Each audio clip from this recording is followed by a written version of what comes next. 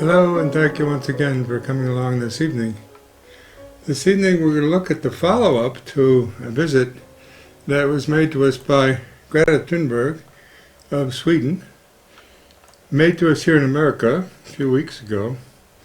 And as you realize, she sailed into our lives and she sailed out of our lives in a transatlantic trip back to Europe, just in time to, in effect, meet up with people in the global conference of the parties, COP as it's called, the 25th Global Conference of the Parties for the Protocol, the Kyoto Protocol, 25th meeting of that annually. And it's taking place in Spain this year because it was to have taken place in Chile, but Chile canceled out about 2 months ahead of time. And Spain stood in and said, listen, we'll take it on and host it in Madrid. So Greta Thunberg had intended to go down to Chile, but in effect she sailed back across the Atlantic to join other climate scientists, specialists, political figures engaged in climate in order to raise the alarm, as she did here in the States, about the urgency of swift and dramatic action to halt the increase of greenhouse gases in the atmosphere. She's become so prominent that there's a kind of backlash that's setting in all of the coal-based and fossil fuel-based and natural gas-based circles, which have enormous clout in the media. And they're starting to ask, Greta, what's your problem anyway? Are you a problem child? Are you mentally disturbed? Are you having difficulty adjusting as you grow up? Well, that's the kind of patronizing question they ask, and it's really rather sad. It's sad and so beside the point. Because what they're in effect trying to do is marginalize and dismiss the rational and humane voice of youth. Not just Greta, but everyone who has been following Greta. And they are now counted in the tens of millions of students, youth, climate activists around the world that have been out on the streets demonstrating for the kinds of things that Greta is bringing to the attention of the world as a whole. So, she sailed into our lives, but, as I mentioned, just on the day that impeachment hearings were beginning for the President of the United States, she sailed out of our lives as well. And she's now back in Europe. She's been noted for the swift and rather abrupt encounter that she had with President Trump while she was at the UN. In fact, Trump didn't seem to have acknowledged her presence at all, and she scowled from the sidelines, didn't confront him directly. But there are several officers that are ready to intervene if she were to try to do something. And the Washington Post, as I mentioned before in a previous program, we covered the footage of it if you want to retrieve it and see it. It's not pretty, but it wasn't a direct confrontation. And she turned down efforts to try to get her to meet with the President. She's headed out over the Atlantic and, in fact, landed in Lisbon, Portugal, before going on to Madrid. And her captain from the British catamaran that she took had an interview with her there in Lisbon.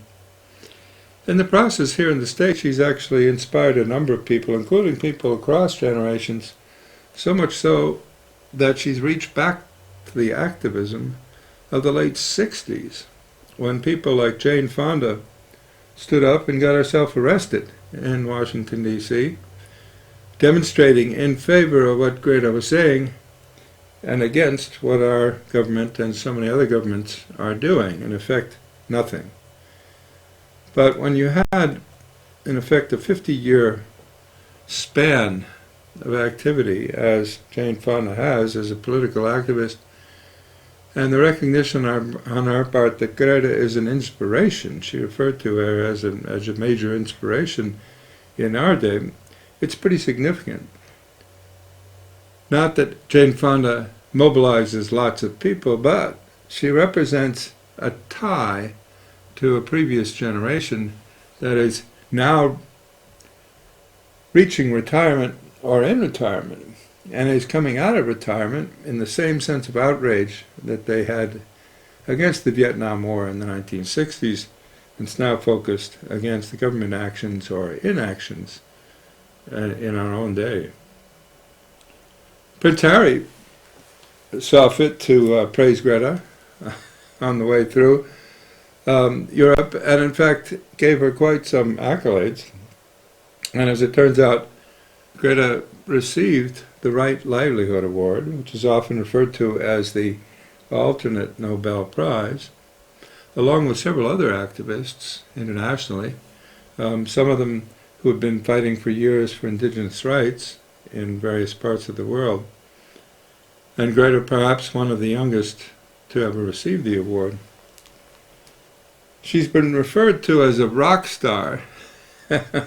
Now, it's in part out of admiration, but it's also in part out of a kind of sad effort to dismiss her as a serious voice. You don't think of rock stars as posing real challenges to the way the world exists. They're in the entertainment business, right? In the amusement business. Well, a lot of people would like to make her into that kind of amusement figure. They'll trot her out at various occasions to say set pieces or predictable pieces, and they'll have a slot in their news story to talk about it. But that's missed the point. And she's gone on to speak her mind. Even if she's referred to as a rock star, she's spoken her mind at these occasions. And both inside and outside halls of these conferences. Outside, she has an enormous following that show up at any time of day at this point to cheer her on, in effect. But the predictable right-wing press, in this case out of Australia, the Sky News Australia, sort of governed by the coal lobby down there in Australia, is trying to belittle her contribution, referring to her as a miserable child manipulated by adults, as if children don't have independent thoughts, aren't worried about the future, can't be capable of empathy, and can only be pushed around by other groups of adults. Well, this kind of silly headline gives you an indication of the desperation of those who realize that her message is not only true, but very powerful. If anybody is given the chance to really listen to her, as opposed to the caricaturizations of her through the press, she's very persuasive and quite moving. They go on in the Sky News Australia to suggest that not only is she being manipulated by others, but just think what would happen. The world economy would collapse if it followed Greta Thunberg's approach. That is, and then they showed the sailboat, as if Greta was suggesting that everyone should get in a sailboat if they want to travel. Greta said no such thing, and in fact she's been very good at indicating that this is a symbolic gesture and not meant to be copied or emulated as a model of anything. It's a statement of outrage more than anything else. As to whether the world economy would collapse, actually there's more truth to that assertion than the asserters actually understand. The reason for that is simply this. As Greta has pointed out, but not Greta alone, indeed any rational economist has pointed out over the last 20 years, you can't grow infinitely on a finite planet. Can't happen, won't happen. If you stop growing, the current economy will collapse because it's predicated on endless growth on a finite planet. That's suicidal in the long run, but the slowing down of growth or the stopping of growth in the short run looks like a very imminent collapse to those who are benefiting from the unrestricted use of fossil fuel energy to expand upon the Earth's surface, deliver its resources for consumers, and pile up waste in the wake of their activities. That is well known to be suicidal and pointed out again and again by not only Greta, but everyone that she's been, in effect, pointing to and asking the political figures in particular to pay attention to. It's the scientists. It's not a group of kooks or marginal political voices or radical economic alternative press figures. It's common sense by now. So the world is going to collapse on its own steam. In fact, far more dramatically if we don't figure out ways to make the transition to a stable and sustainable future. What Greta has done is say, listen, let's start planning for that stable and sustainable future without the illusion of continuous growth on a finite planet. She's not alone. In fact, the Nature Journal, which is a very impressive forum for scientists to come forward and speak about things, recently carried a very important opinion piece that you should all get hold of and read in detail. You can get access to it on the Transition Studies website, called Climate Tipping Points. Too risky to bet against. Don't think it's not going to happen. It's a bad risk to bet against it because, in effect, as all of these authors point out, the growing threat of abrupt and irreversible climate changes must compel political and economic action on emissions. Now, this is an article that came out in right at the end of November. This was actually after she left New York. So it isn't something that she was quoting when she was in New York or in Washington, D.C., but it's published by Nature on the 27th of November. Get hold of it. Read it. These are the most sober scientists working in the world at this point, including Stefan Ramstorff and Johan Rockström from Sweden. They're not alone. Over in the journal Bioscience, similarly, an article appeared here on the 5th of November, a couple weeks earlier, that world scientists warning of a climate emergency, as the title.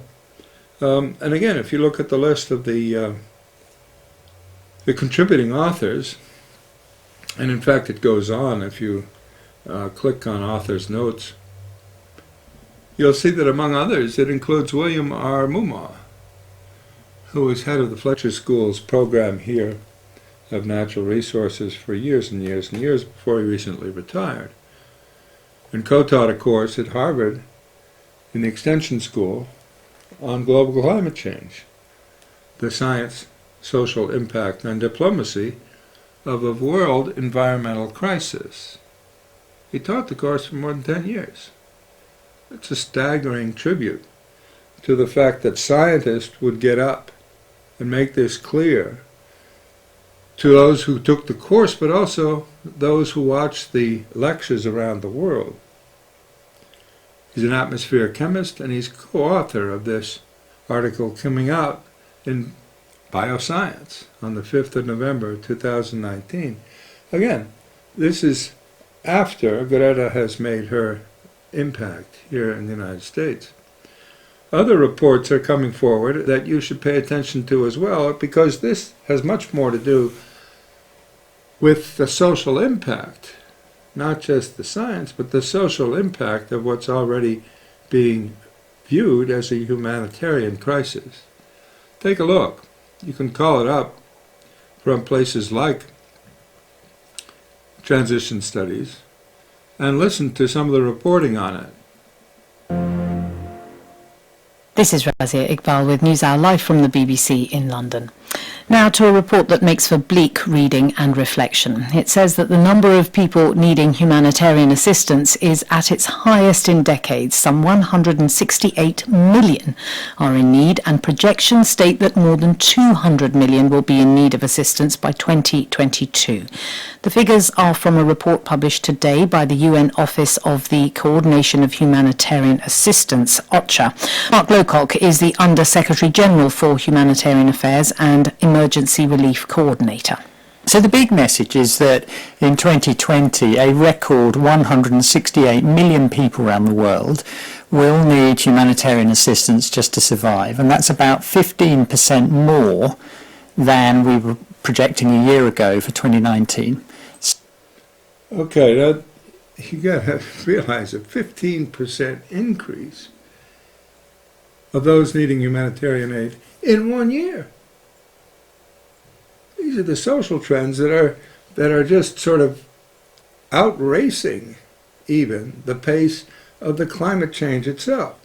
And they're very clear what the sources are of these. So it's a bleak message, essentially, and the reason more people are going to need help is because of the combination of conflict, climate change events, more big storms and more droughts, and also more pandemics and disease events. Okay, now there you get it. There's social conflict that itself is generated by resource scarcities engendered by changing climate, and on top of it, pandemics are starting to emerge as freshwater supplies decline, and things like droughts and famines hit whole populations in the tens of thousands at once.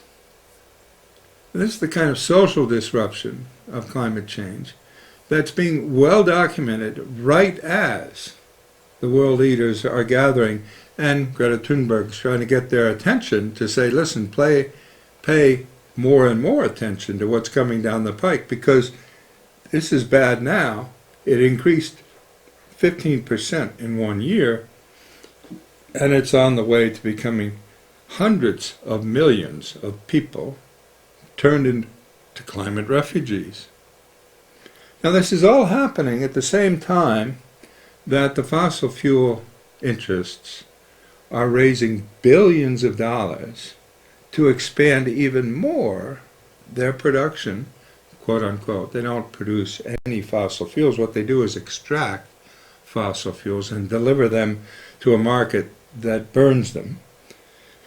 That extraction and combustion process is what's fueling climate change, and they've just this past week, according to a BBC report here on the 6th of December, just basically 2 days ago, Saudi Aramco raises $25.6 billion in the world's biggest share sale ever to go to a public corporation. Now, this is why people are getting irritated all over the world, even at the Harvard-Yale game. President Bacow and Solovey of Yale are being confronted by students who are saying, listen, our future demands you take action now.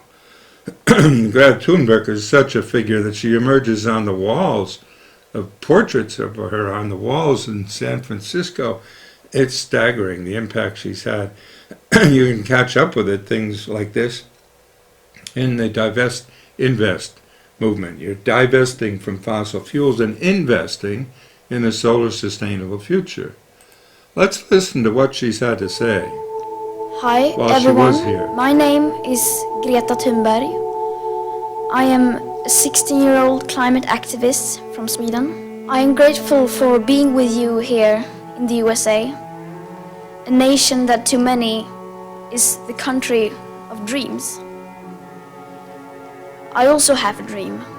I have a dream that people in power, as well as the media, start treating this crisis like the existential emergency it is. So then I could go home to my sister Beata and my dogs, because I miss them. In fact, I have many dreams. But this is the year 2019. This is not the time and place for dreams. This is the time to wake up. This is the moment in history we need to be wide awake. And yet, wherever I go, I seem to be surrounded by fairy tales, business leaders, elected officials, all across the political spectrum, spending their time making up and telling bedtime stories that soothe us, that make us go back to sleep. These are feel-good stories about how we are going to fix everything and how wonderful everything is going to be when we have solved everything. But it is time to face the reality, the facts, the science. And the science doesn't mainly speak of great opportunities to create the society we always wanted. It tells of unspoken human sufferings, which will get worse and worse the longer we delay action. Stop telling people that everything will be fine, when in fact, as it looks now, it won't be very fine. Some of you may have heard that we have 12 years as from January 1st, 2018 to cut our emissions of carbon dioxide in half. But I guess that hardly any of you have heard that is for a 50% chance of staying below a 1.5 degrees Celsius of global temperature rise above pre-industrial levels. 50% chance. So a 50% chance, a statistical flip of a coin. Would any one of you step onto a plane if you knew it had a 50% chance of crashing?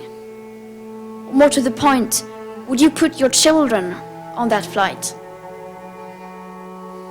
We had, on January 1st, 2018, about 420 gigatons of CO2 left to emit in that carbon dioxide budget. And of course, that number is much lower today, as we emit about 42 gigatons of CO2 every year if you include land use. With today's emissions levels, that remaining budget is gone within less than 8.5 years. These numbers are not my opinions. They aren't anyone's opinions or political views. This is the current best available science. Though a great number of scientists suggest even these figures are too moderate, these are the ones that have been accepted by all nations through the IPCC. Okay, you get the point. Straightforward telling of what the scientists are putting before us here. This is not something she's making up. It's not an opinion piece. It's not anybody's opinion piece. It's the delivery of the science. It's very clear that if human civilization is to survive at all, we must learn to make the transition to a solar sustainable world. And that's happening. There's a new kind of citizen science alliance that's emerging around the world with people like Greta and the scientists that work with her to make a just transition to a sustainable future.